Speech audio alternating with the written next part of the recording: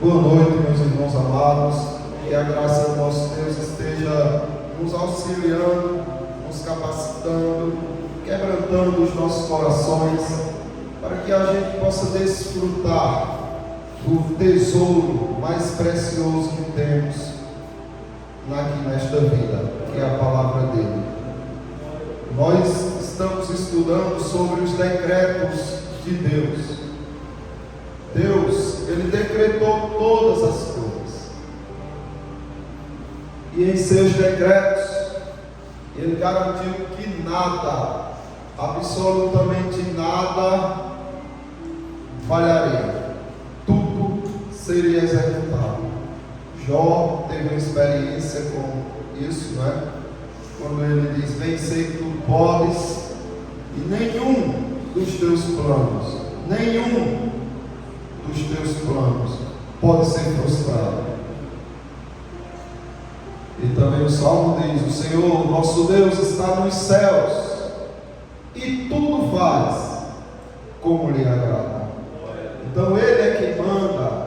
Isso nos traz conforto, nos dá segurança, porque se ele realmente fizesse como muitos dizem por aí que ele faz, deixasse a criação dele dependendo do livre-arbítrio do homem, todos estaríamos perdidos. Bastaria um só estar fora do domínio de Deus para frustrar em cadeia todos os planos de Deus. No entanto, nós sabemos que não é assim. Deus, ele governa o seu trono, até os demônios têm que se submeter aos decretos de Deus. Por isso que quando Satanás queria ver o sofrimento de Jó, ele pedia: vai lá e faz isso com ele, para ver se ele não blasfema. Esse era o desejo de Satanás, sempre foi. E por que Satanás não agia? Por que ele não fazia? Porque ele precisaria da autorização de Deus. E sabendo disso, ele vai pedir autorização a Deus. Aí Deus diz: eu não, agora você vai, só que não toque nele. E aí Satanás tira tudo de Jó. Depois vai novamente, pede para que Deus toque na saúde de Jó, e Deus diz: eu não, você vai, toque na saúde dele, só não tire a vida dele. Então observe que cada passo de Satanás é coordenado pela permissão, autorização ou não de Deus. E por trás disso tudo existe um propósito magnífico, o qual Jó também experimentou e disse: são coisas maravilhosas demais para mim, coisas que eu não conhecia. Então estudar os decretos de Deus traz esse prazer, traz essa satisfação. E eu quero ver com vocês a respeito dos decretos de Deus diante do eleito e do não eleito, daquele que foi escolhido por Deus para a salvação e daquele que foi rejeitado por Deus para a salvação. Nós sabemos que é impossível identificar um eleito que ainda não foi chamado. Por exemplo, você hoje está aqui por duas razões: porque você é o eleito de Deus e porque você foi chamado para o reino de Deus, para a salvação. Ele te chamou. Agora, antes dele te chamar, quem podia dizer: ali tem dois eleitos de Deus, ali tem uma família que é eleita de Deus? Quem poderia dizer isso antes de você ser chamado para o Evangelho? É impossível. Ninguém consegue entender quem são aqueles que Deus escolheu, não antes de Deus chamar. Agora, quando Deus diz: saia do mundo, venha para mim, aí você diz: opa, irmão, você é que vivia nos bares, que vivia fazendo, eu nem sabia que você era um eleito de Deus, agora eu sei. Por que agora você sabe? Porque você viu que ele foi chamado, houve uma transformação na vida dessa pessoa. Então é impossível identificar um eleito que ainda não foi chamado, ainda que se pode relacionado, aí você tem evidências. Jesus Cristo falou disso no Evangelho segundo Mateus, capítulo 7, do 16 por diante. Precisamos ir lendo com cuidado esse texto para a gente não deixar passar coisas importantes que há nele. Pelos seus frutos os conhecereis. Então Jesus Cristo está dizendo que você vai conhecer um profeta, aquele que prega a palavra dele, aquele que anuncia os acatos do Senhor Deus. Você vai conhecer pelos frutos. Pelos frutos os conhecereis. Colhem-se porventura uvas dos espinheiros ou figos dos abrolhos? Colhem-se? Não. Então Jesus Cristo diz, então você já está sabendo identificar uma árvore. Assim toda árvore boa produz bons frutos.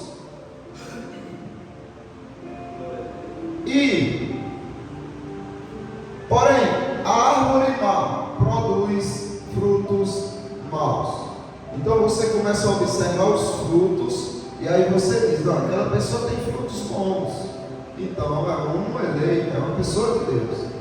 Não, mas aquela tem frutos maus, então é uma pessoa que não é de Deus. Não pode a árvore boa produzir frutos maus, nem a árvore má produzir frutos bons. Não pode. Toda árvore que não produz bom fruto é cortada e lançada no fogo. Assim, pois, pelos seus frutos os conhecereis. Eu gosto de complicar um pouquinho as coisas, viu? Então eu vou fazer algumas perguntas aqui que eu queria que vocês respondessem depois que refletissem. Mas vamos lá. A diferenciação de comportamento contrário ao mundo aponta para o eleito chamado. Então o mundo caminha em uma direção, o eleito tem que caminhar em outra. Agora, pelos seus frutos os conhecereis. As pessoas do mundo, eles praticam coisas boas ou não? Sim. Praticam. Aí Jesus Cristo disse, olha, pelos frutos vocês vão conhecer quem é meu e quem não é. Um ateu, ele pratica coisas boas? Sim, ele tem família, ele cuida da família, às vezes ele tem instituição de caridade, ele faz muitas coisas boas. Imagine que esse ateu, ele diz, eu vou me envolver com aquela igreja ali e vou fazer de conta que sou um crente e vou ser um joio no meio deles e eles nem vão perceber. Afinal de contas, eu sou fiel à minha esposa, eu cuido dos meus filhos, eu ajudo as pessoas, eu não saio chamando palavra para ele, eu tenho uma vida ilibada. E essa pessoa vem para cá, só que ele é um lobo em pele de cordeiro. Mas como é que você pode identificar que essa pessoa é um falso profeta, é um inimigo do evangelho dentro da igreja? Porque ele tem obras. Vocês confirmaram, sim, eles têm obras. E como identificar se é de Deus ou se não é? Oi? Sim. Pelos frutos também, né? Porque se uma pessoa está mal intencionada. Agora é bom vir para cá, né? Pode falar. Boa noite mais uma vez, meus irmãos. Amém. Eu acredito, pastor, que também pelos frutos, assim como foi dito, né? Porque uma pessoa, quando ela está mal intencionada dentro da igreja, ele sabe que o ambiente que ali é, então ela vai querer fazer o quê? Divisão, né? Então ela é uma pessoa mal intencionada, então ela não vai produzir bons frutos, mas sim tirar os frutos da casa do Senhor. Verdade, sim, se essa pessoa rejeita a verdade, que é a palavra, né? Sim. Então ele pode ser identificado como alguém que não se submete à palavra de Deus, e não tem temor da palavra de Deus, nele não há um espírito da palavra, que é o espírito da profecia, o espírito de Deus. Né? Amém. Justamente.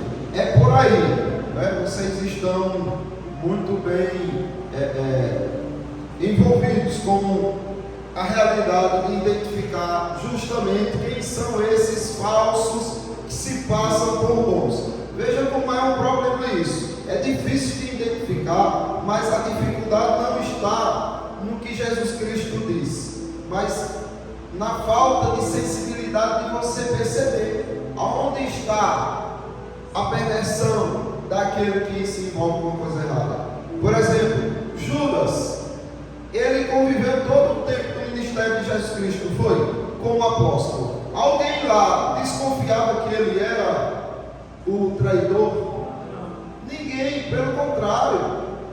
As pessoas depositavam total confiança. Talvez tivessem uma suspeita de Pedro, por exemplo, né, que era bruto, era meio atrapalhado, avexado no juízo, mas Judas não. Só que tinha coisas que Judas fazia que os irmãos deixavam passar desapercebidos. Uma das coisas que Judas fazia, roubava o dinheiro que era depositado no gasofilaço ou na bolsa que eles seguiam para cumprir o ministério. Judas roubava e ninguém atinava para esses detalhes, né, para ver se estava tendo um bom controle realmente daquela situação. Outra coisa que Judas fazia também, divisão, não é? Feito o presbítero Marquinhos aqui falou, divisão no meio da igreja. Não que todo mundo que fofoca ou faz uma coisa ou outra seja um reprovado, não seja um cristão. Pode estar em pecado, mas nós vamos ver a diferença de um que é realmente chamado de Deus e de um que não tem nada a ver com Cristo. Os dois podem cometer o mesmo erro, mas a reação, como o pastor Washington falou aqui, a reação ao que a palavra fala para os dois é totalmente diferente. Um se submete, o outro é arrogante, ou finge que se submete. Vejam só, Jesus Cristo diz assim: não julgueis segundo a aparência, e sim pela reta justiça. Então nós precisamos ter muito cuidado, porque o que chama a nossa atenção geralmente é a aparência, ou não é? Não é?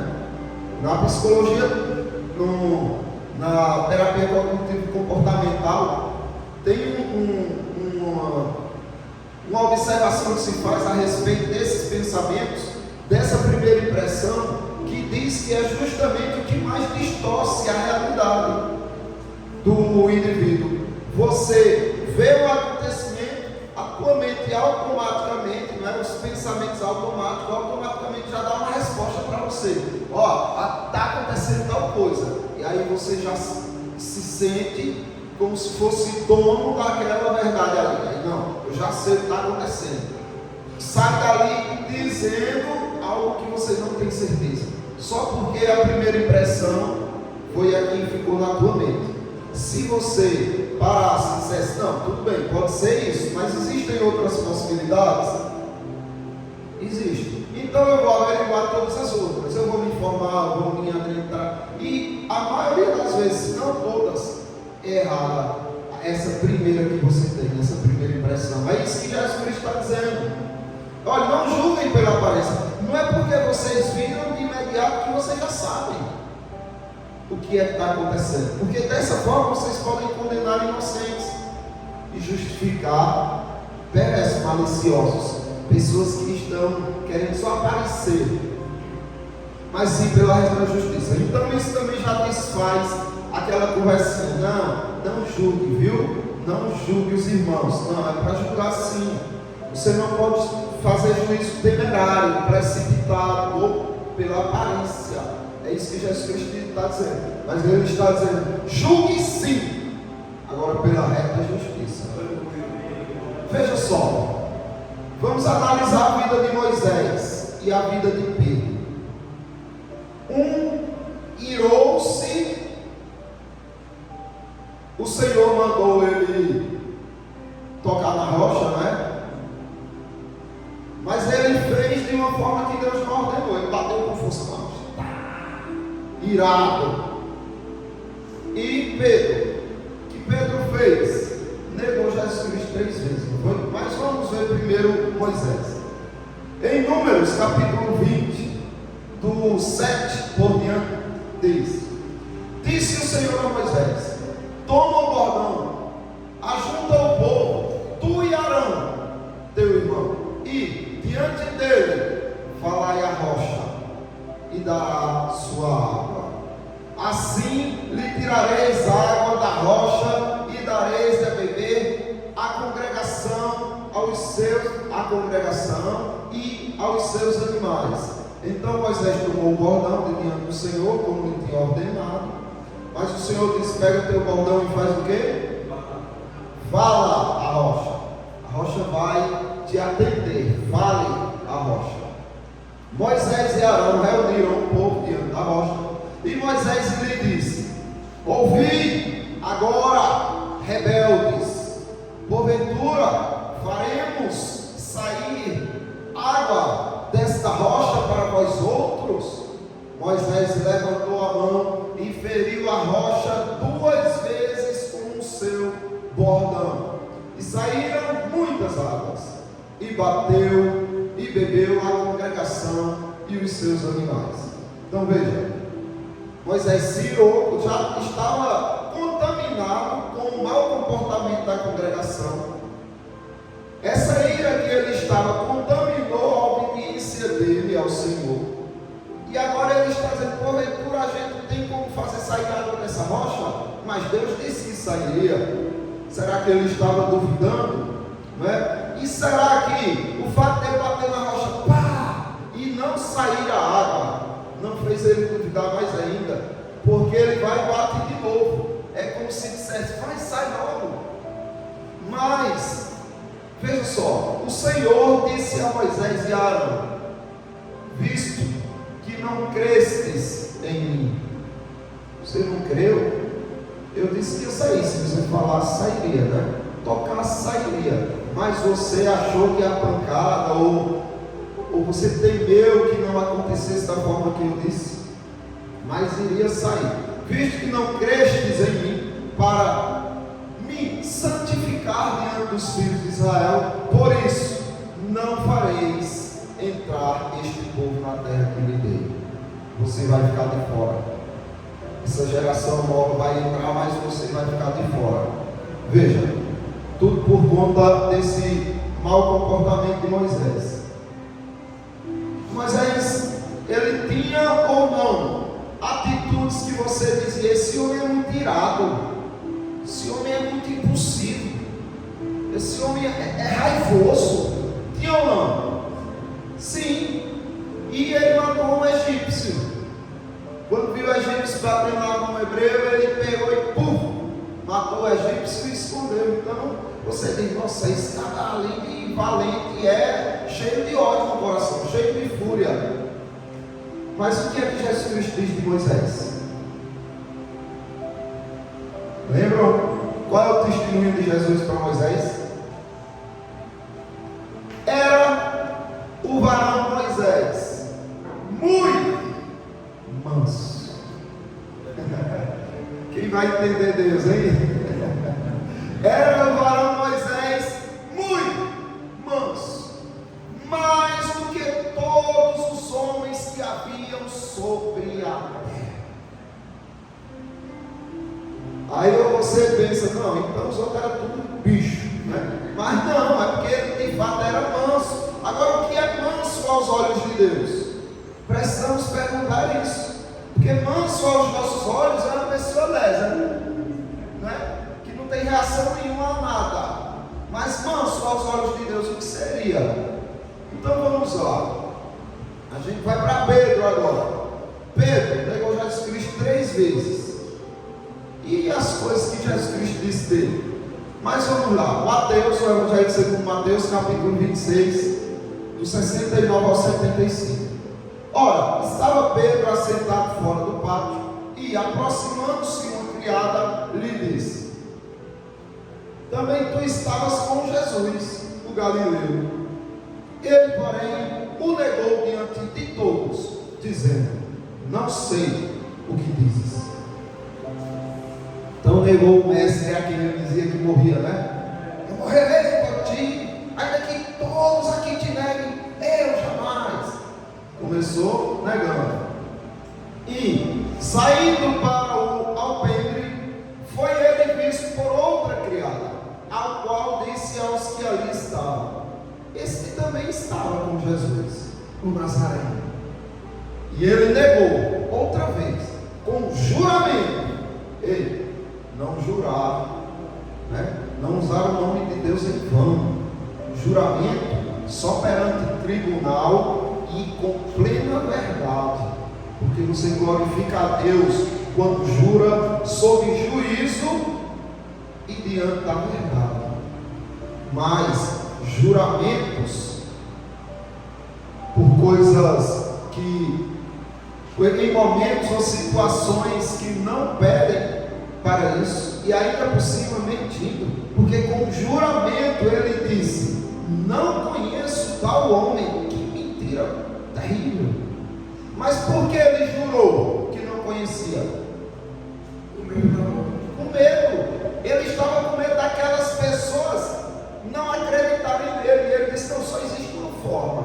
Se eu jurar, porque ninguém podia jurar pelo altar, ninguém podia jurar pela terra, ninguém podia jurar pelos pais, nem pelos seus cabelos, nem por nada. O único juramento permitido era em nome de Deus. Então ele estava jurando por Deus que não conhecia Jesus. Logo depois, aproximando-se os que ali estavam, disseram a Pedro: verdadeiramente, és também um deles, porque o teu modo de falar o denuncia. Então começou ele, preste atenção, começou ele a praguejar e a jurar. Então ele xingava o nome de Cristo, ele xingava o Senhor dele, a quem ele disse que morria, e jurava, dizendo: não conheço esse homem.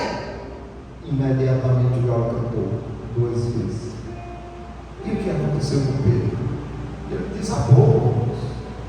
Então Pedro se lembrou da palavra que Jesus lhe dissera: antes que o galo cante, tu me negarás 3 vezes.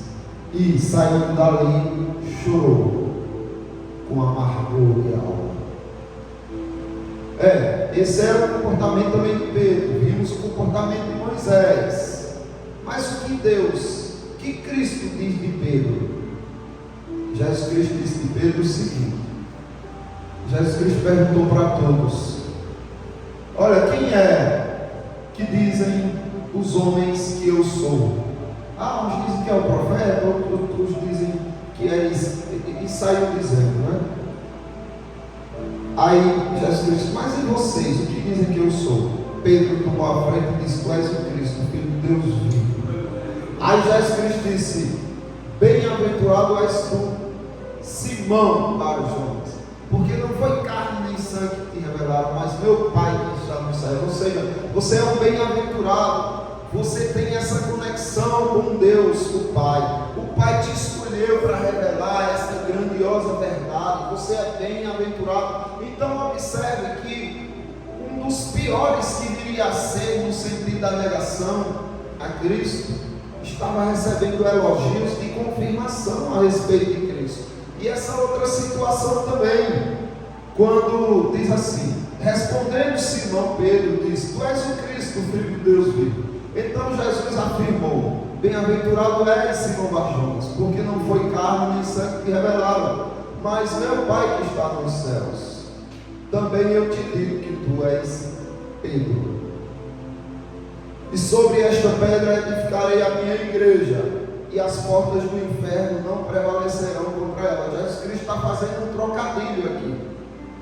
Essa pedra, essa rocha, onde a igreja seria edificada, é o Cristo, é o que Pedro diz: tu és o Cristo. Aí Jesus Cristo diz: sobre essa pedra, sobre esse Cristo que sou eu vou edificar a minha igreja, sobre essa tua afirmação. Mas ele também pega Pedro e diz: e você também é pedra, porque essa palavra Pedro significa isso, pedra, rochedo. A origem do nome grego, Petros, né, que é de uma tradução aramaica, Cefas, que significa literalmente pedra, rochedo. Então é como se Cristo estivesse dizendo: olha, tu que estás com essa afirmação aí nos teus lábios e no teu coração, a igreja será edificada sobre ti, entre aspas, no sentido de que qualquer um aqui que declarar que Cristo é o Filho do Deus vivo, você está trazendo a afirmação onde a igreja dele é edificada. Então você está sendo o instrumento de Deus de edificação da igreja de Cristo. Como Pedro foi nessa situação. Quando a igreja declara isso, a igreja está manifestando aonde está fundamentada a igreja de Cristo. Mas tudo isso Cristo está trabalhando na vida de Pedro, para que Pedro entenda a importância que ele tem no reino. Como Moisés teve a importância no reino, mas essa importância não vem deles, porque nós vimos as falhas terríveis que estes grandes homens cometeram. Essa importância é dada devido ao que Deus faz com eles. Veja só, mas que frutos são estes então, que fazem distinção entre os eleitos chamados e o não eleito, ou o eleito que ainda está nas trevas? Quais são esses frutos que você observa e diz: ah, eu sei, esse daqui realmente é o eleito? Não, aquele dali não é. Pelo menos aparenta não ser. Pode ser que ele esteja fracassando, mas veja só, Mateus, o Evangelho segundo Mateus capítulo 3, do 7 ao 10. Vendo ele, porém, muitos fariseus e saduceus que vinham ao batismo, disse-lhes, João Batista disse: raça de víboras, quem vos induziu a fugir da ira vindoura? Então João Batista aqui está vendo um monte de pessoas falsas, um monte de joio se aproximando, pessoas disfarçadas de filhas de Deus, de servas de Deus, e ele está parando elas e dizendo: ei, para aí, quem foi que convenceu vocês de que vocês podiam fugir da ira que vem? Quem convenceu vocês? Aí João Batista vai dizer o que nós estamos trabalhando aqui: produzi, pois, frutos dignos do arrependimento, e não comeceis a dizer entre vós mesmos: temos por pai Abraão, porque eu vos afirmo que destas pedras Deus pode suscitar filhos a Abraão. Já está posto um machado à raiz das árvores. Toda árvore, pois, que não produz bom fruto, é cortada e lançada no fogo. João identificou, enviou. Aí veja, Salmos, por exemplo, falando de Moisés, o segredo de Moisés qual era? Que vocês identificaram já aqui, o que mostrava os verdadeiros frutos de Moisés. Porque uma coisa é você ter obras, e outra coisa é você ter boas obras. Só tem boas obras aquele que faz porque a palavra ordena. É a motivação que vai identificar quem é o eleito chamado e quem é o farsante. O farsante faz para parecer bonzinho. O farsante faz para agradar o povo. O farsante faz para ser recompensado. O eleito chamado faz porque Deus mandou em sua palavra. Percebem a diferença? Isso são boas obras. Enviou trevas e tudo escureceu. Imagina. E Moisés e Arão não foram rebeldes à palavra.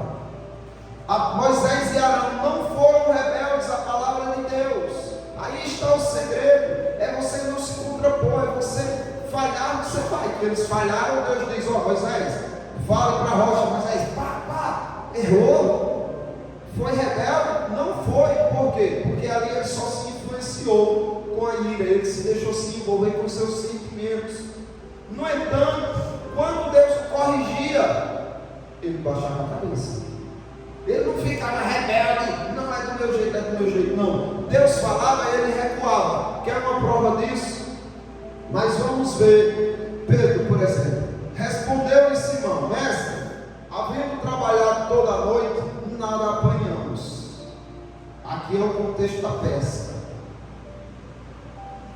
pescou a noite toda, de madrugada, já cansado, limpando a rede, guardando tudo. Jesus Cristo disse: ei, lance de novo no mar, lance ali do lado direito do mar, vá. Ele disse: Senhor, a gente pescou a noite toda, não encontrou uma hora.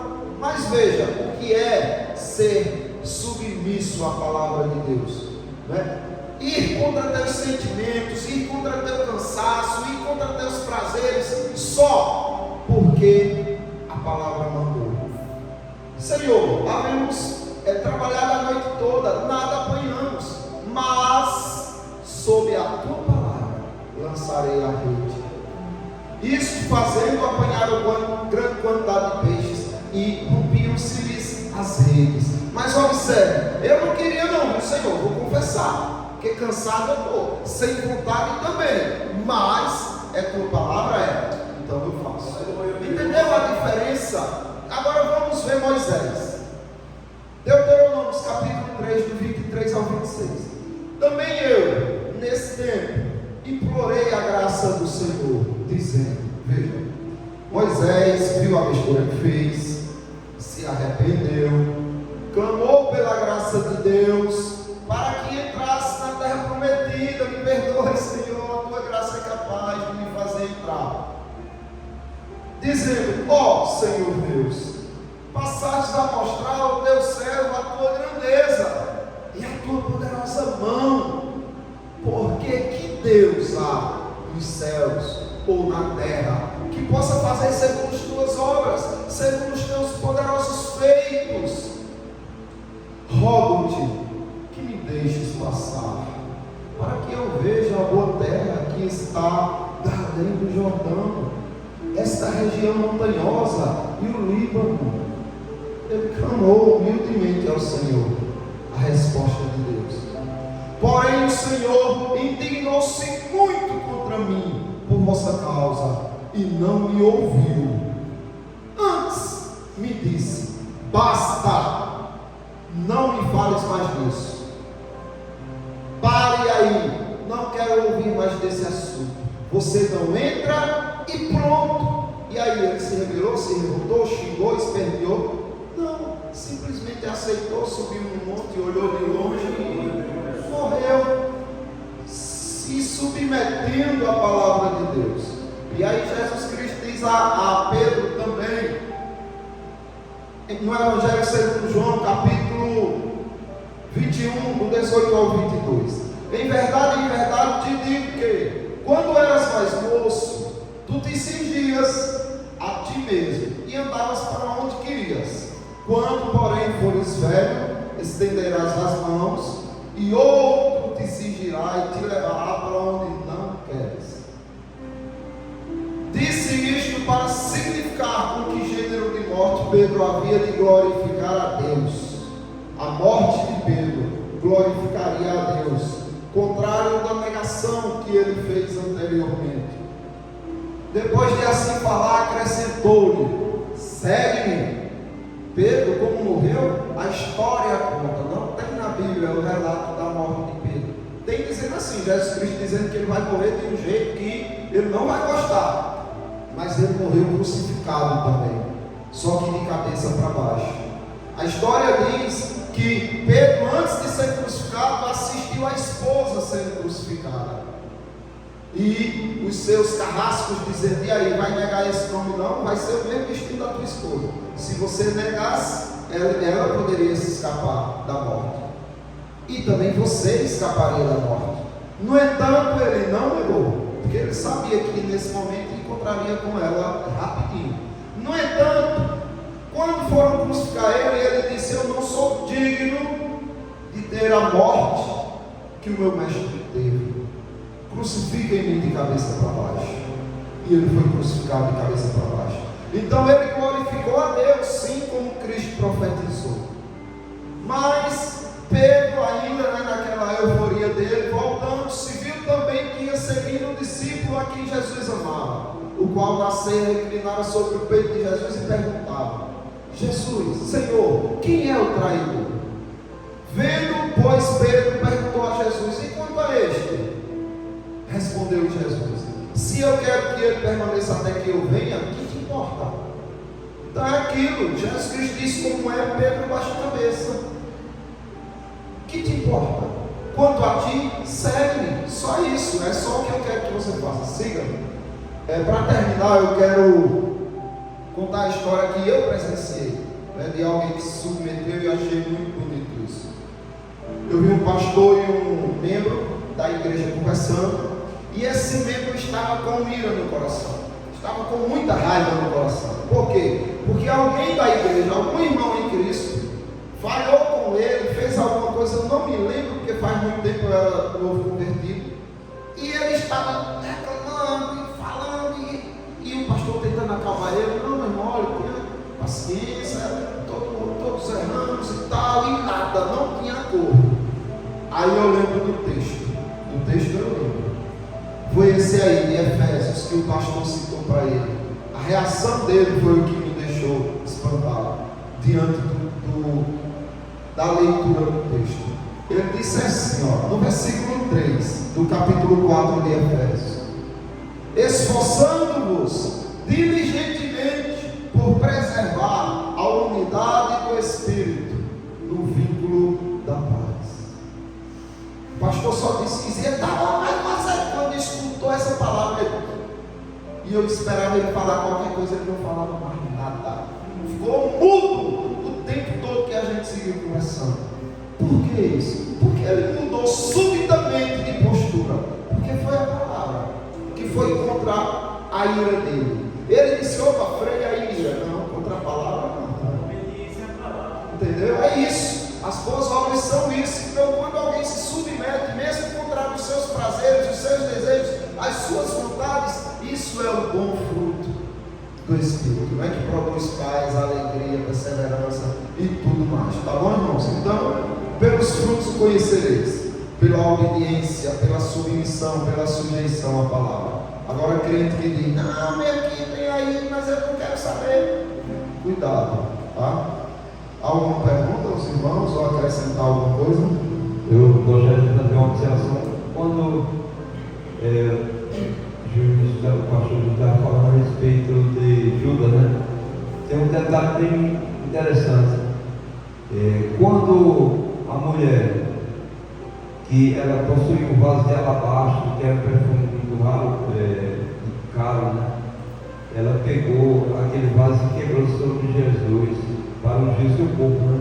Com aquele óleo, como um sinal de gratidão por Jesus ter perdoado ela.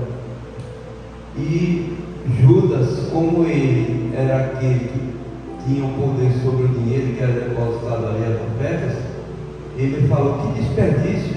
E alguns até concordaram com ele, né? Que desperdício, isso poderia ter sido vendido e dado aos pobres.